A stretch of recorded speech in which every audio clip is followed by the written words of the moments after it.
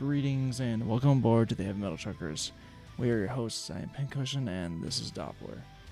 In this video we are going to be taking a look at the new track from Evanescence called Afterlife.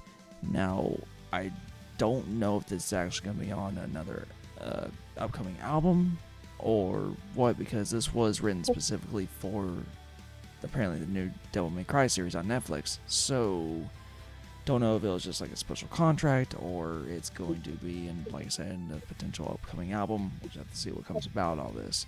But nonetheless, we have new material from Evanescence, and I want to have high hopes for it, but my favorite days of Evanescence were like the first 2 or 3 albums. So, well, that's not. Yeah, I would agree with that. The self-titled Evanescence. Well, they had album. one. Yeah, their first 2 albums were really good. Yeah, Fallen and what? There was another one.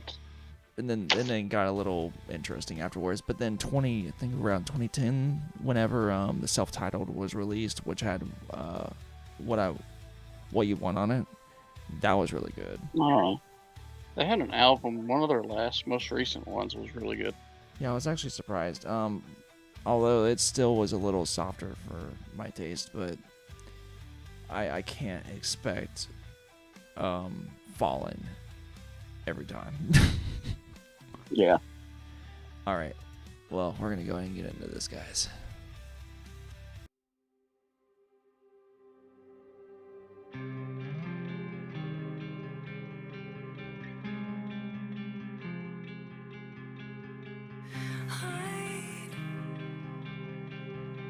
Before the floodgates open, can we just lie here till it's all over? I hear the violence calling, turn and run. Inside, you build your walls but can't forget the hate. You hide down to finally meet you in the eye.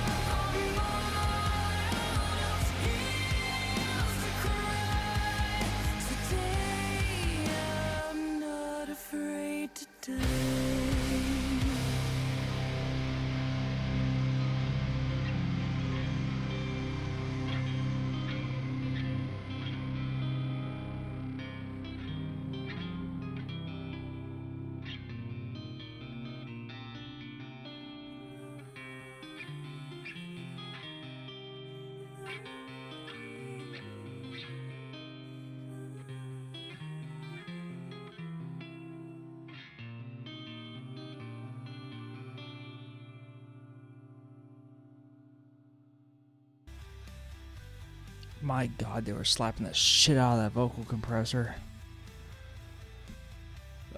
There's the beginning and end of that song reminded me of another song by another group, and I can't for the life of me remember what it is.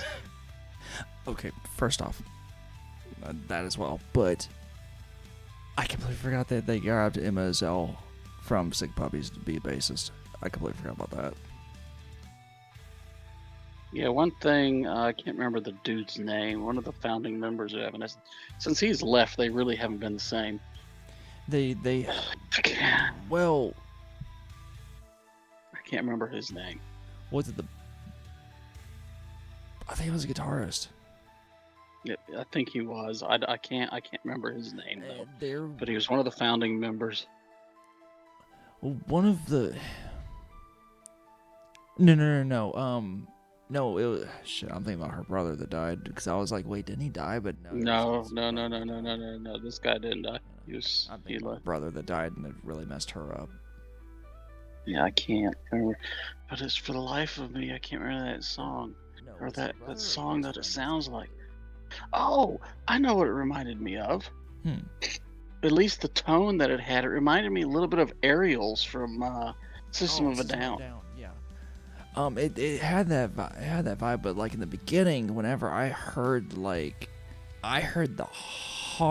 really hard plosives, I'm like, dear God, how hard are they smacking that compressor? It was just, I'm like, because that kind of stuff, I know she was pretty much like,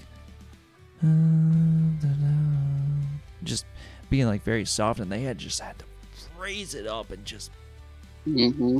pick out those plosives, and I'm like, guys, it's okay. You don't have to work your compressor that hard, and we'll still hear her. I promise. I don't like when people do that. It annoys me actually. But honestly, like the rest of that, my God, has it been a long time since I've heard an Evanescence track that sounded like that. With today's standards, rather. Yeah, with today's standards, it was good. But for me, if you put it like on the Fallen record, it would have been a filler track. Weakest tracks. Yeah. Yeah, no, it would have been. It would absolutely be filler. If you had put it on her last record, that probably would have been. I did listen to the last record. I listened to it whenever it came out, and honestly, I didn't really listen to it again because there were a few tracks I liked on it, and the others I wasn't the biggest fan of. Or wait, we did a review on it, didn't we? I don't remember, to be honest with you. I want to say that we did, but I don't remember. It's been too long. If this track had been on that last album, I think it probably would have been one of the best tracks on there because I understand Amy has gone away a bit from the more metal side of things to be more classically driven as she was trained to be, or as she was, because she was given more classical training, and so for a while there she did kind of want to go more back to that. And I think she also kind of filled that want whenever her and Lindsay went on tour together. I think she kind of got the feel of wanting that, and is now kind of getting back into what Evanescence was known for, or within reason. Because I mean, there's some albums that have come out in recent years, then like gothic metal, or from artists that were formerly gothic metal, that I wish I could hear what the pre-production sounded like, because in post they tend to add just these random things to make it interesting, and for me it just ruins it. Like, why can't we have just this raw thing going on that many people liked? I mean, I know you're trying to probably make it radio friendly or just grab more of the mainstream crowd with it and sell, but maybe the old stuff. The old stuff sold. The old stuff absolutely sold. So why not try it again? See what happens. Hell, I've like a lot of people where I work. Like a lot of them, they prefer some older stuff just because, again, older stuff tends to sound better. Like, I know you're trying to reach out to the Spotify crowd, the Pandora crowd, whatever, but it's like, make these artists who they were and who they're trying to be rather than making them throwing some shit in there that it's almost pulling them away from what they are. Like, yes, I understand that as a producer, you're trying to produce something that sells. And again, I'm kind of almost sound like a broken record here, but some of these groups are already established. They've been established for a long time. Like, why not leave this shit alone? If unless the artist was like asking for it or wanted to go in that direction, why throw it in? Doesn't make sense to me. Yeah. But then again, I'm into more of the aggressive style, so I'm not trying to speak for the choir, but just myself and some people I've spoken to, they have my same sentiment. So, Well, that and Evanescence has always been a band that kind of teeters on that line of the metal heavy rock, line. It's been difficult over the years to kind of place them because they're almost too soft to be nu metal. Or they're almost too gothic to be nu metal, but almost too alternative to be gothic metal. But yet too goth to be alternative metal, so it's like a Seven Dust ordeal. Well, that's one reason why, if I talk to people like, man, I like not Seven Dust, but speaking of new metal, but no, I like Evanescence, but I wish they're a little bit heavier. That's when I recommend Within Temptation to people, because Exactly. they're a heavier Evanescence. They're a little more gothic too, and I was like, well, if you're looking for something similar to Evanescence that's heavier, listen to Within Temptation. Within Temptation is probably right up your alley, and I mean, it's because Evanescence used to be heavy. They used to be damn good. Not to say that. Yeah, they were heavier. Not all their songs, like My Immortal obviously wasn't heavy, but they definitely had songs that were heavier than a lot of what they put out now. My Immortal was pretty much the album that came after, like, I can't remember if it was her brother or her best friend that was like a brother to her had died. I think it was her brother that died, and that it tore her apart, and so that album was almost like dedicated to him. I almost wish that she was coming out with another album just so we can get more of an idea of what direction she could be going into, if it's going to be the same thing as the last album, or is it going to be something more along the lines of this, or it does have more of that gothic aspect to it. Wait, I started saying a lot. Did you say your bit? I can't remember now. Yeah, I did. Okay. I think. We don't know. But overall, dear God, just the bass on there was absolutely incredible. Yeah, it was. And like I said, it especially the end there, at least from what I could hear through here, which always isn't the greatest, it did remind me a lot of, and even the beginning too, it reminded me a lot of Aerials from System of a Down. Yeah, no, I got you. But well, that is that for this track, guys. We hope you enjoyed it. I certainly enjoyed it. We will catch you in the next one, and as always, keep rolling heavy.